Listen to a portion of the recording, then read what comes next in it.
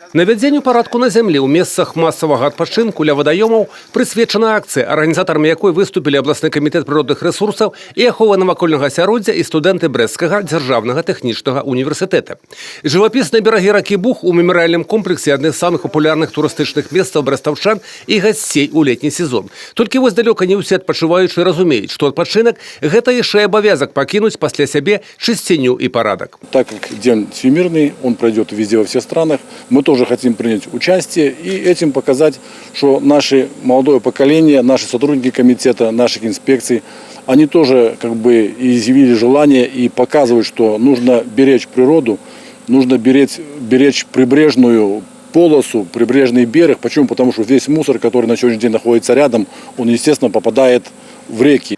Навядзенню парадку на зямлі на працягу ўсяго года ў вобласці надаюць пільную ўвагу.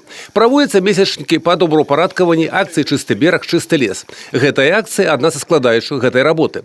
З задавальненнем далучыліся да яе першакурснікі Брэсцкага дзяржаўнага тэхнічнага універсітэта. Усяго каля 40 чалавек. Потому что это долг каждого человека помочь природе, чтобы очистить ее от мусора и всего прочего. Экология, как я думаю, это важная часть, так как многие люди не соблюдают ее, также автомобили, отходы выбрасывают мусор не там, где надо, и загрязняют даже абсолютно все. Акцыя «Чысцім прыроду ад смецця» показала, што работу навядзення парадку на зямлі і добраўпарадкаванні яшчэ шмат. А чысціня і парадак залежаць ад кожнага і не абавязкова толькі ў месцах масавага адпачынку.